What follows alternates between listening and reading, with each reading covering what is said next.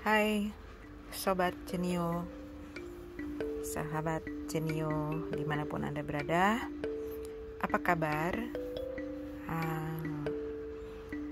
Yang menemani saya kali ini adalah sesuatu yang spesial karena saya baru saja menemukan informasi mengenai nama makanan kecil ini. Dapat rezeki di sore hari dan ternyata enak banget. Sesudah mencari informasi ini namanya apa, ternyata namanya keren banget. Namanya itu adalah kue lumpur surga. Kue lumpur surga pernah makan? Pernah tahu? Enak sekali guys. Seperti ini ya. Nah, tentu saja bersama saya ada Snow White Jenio. Ini transparan kalau teman-teman lihat. Jadi dia menemani saya membuat program-program Jenio. Dan ya, ini yang membuat saya bersemangat, tetap fokus. Ya, tentu saja programnya adalah Smart Brain untuk membuat saya tetap bisa mengandalkan pikiran saya untuk menemukan formula dari program-program terapi Jeniowan. Guys, satu sudah selesai, sudah habis, dan ini masih ada yang menantang di depan saya, satu lagi untuk dihabiskan.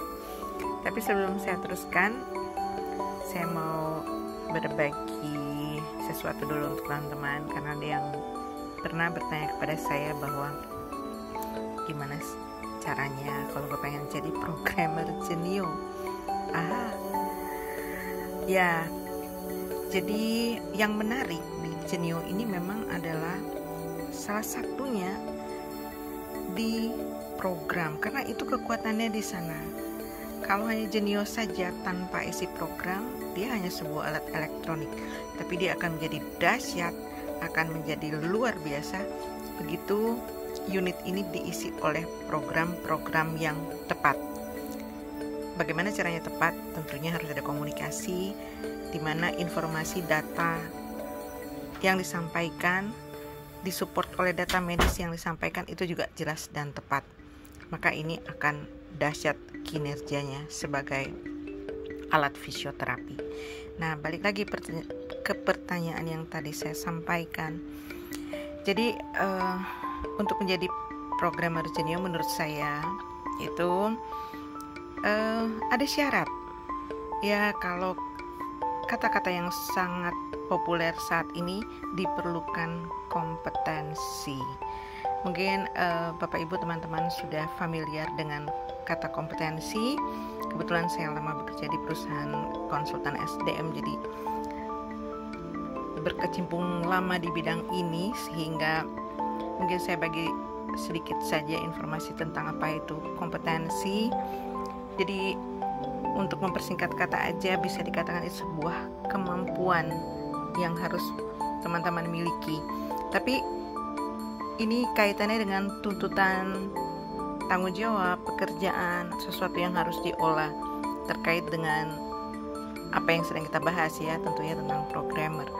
Jadi kalau saya bicara tentang kompetensi, ini ada dua hal. Jadi hard competence dan soft competence gitu ya. Jadi kemampuan atau keterampilan atau skill yang kaitan dengan teknis itu yang kita sebut dengan hard competencies. Tapi kemampuan atau kita disebut dengan kompeten itu tidak hanya diukur dari kemampuan teknis yang kita miliki, bahwa kita menguasai IT, kita bisa mengoperasikan komputer, kita bisa berbahasa Inggris. Itu adalah kemampuan teknis, masuknya ke hard skill. Tapi untuk bisa menjadi programmer Jenio, kita harus memiliki yang namanya soft skill, dan ini terkait dengan perilaku. Nah, kenapa programmer Jenio memerlukan soft skill yang juga kuat secara kualifikasi, karena seorang programmer di Jenio harus mampu berkomunikasi, artinya menjalin komunikasi dengan orang yang membutuhkan program-program Jenio. Dia harus peka, harus tanggap, harus bisa memahami kebutuhan orang lain, ya. Dan dari sinilah akan tercipta program-program yang tepat guna. Jadi seorang programmer itu tidak hanya bisa menjalankan program, membuka aplikasi, gitu, tapi dia harus paham setiap frekuensi memiliki nama-nama yang semua istilahnya adalah istilah medis.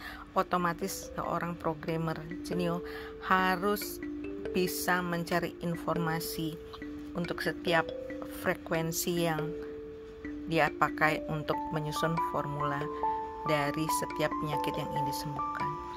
Jadi luar biasa tanggung jawabnya, ya. Untuk bisa menjadi programmer dibutuhkan juga soft kompetensi yang tadi saya sudah singgung. Itu tidak hanya kemampuan komunikasi, tapi juga harus memiliki motivasi yang kuat, ya, karena akan menemukan banyak sekali tantangan, ya. Dan kalau kita nggak cukup tough, kalau kita nggak cukup kuat, tantangan menjadi programmer itu akan cepat merontokkan semangat atau mental kita. Selain itu, kita harus dituntut untuk menjadi kreatif, ya, inovatif, mau belajar dan mau diajarin. Nah, maka menjadi programmer juga harus sering bertanya kepada yang lebih tahu, bertanya kepada yang lebih paham, tukar pendapat, saling berbagi informasi, kenapa tidak? Jadi intinya bisa kerjasama, ya, dan dengan kerjasama juga bisa terjadi menemukan solusi-solusi baru. Bertanggung jawab terhadap apa yang dibuat, bertanggung jawab terhadap apa yang diformulakan, gitu ya, sehingga ketika ada yang merasa perlu bertanya tentang bagaimana progres, bagaimana hasil dari program yang dibuat, kita harus siap sedia. Maka tantangan yang paling berat menjadi programmer Jenio adalah siap untuk dikontak 24 jam, dan itu terjadi pada saya. So guys, itu serunya. Tapi kalau Anda bekerja dengan hati, memang itu adalah bagian daripada passion Anda, maka Anda akan menemukan kebahagiaan ketika Anda melakukannya. Apalagi ketika program yang Anda buat itu berhasil untuk orang lain, menghasilkan kesembuhan luar biasa. Oke guys, tips kecil dari saya itu saja. Semoga semangatnya tetap membara, semangat untuk terus berjuang bersama tim Jenio One sampai tahun-tahun yang akan datang. Salam sehat, bye for now.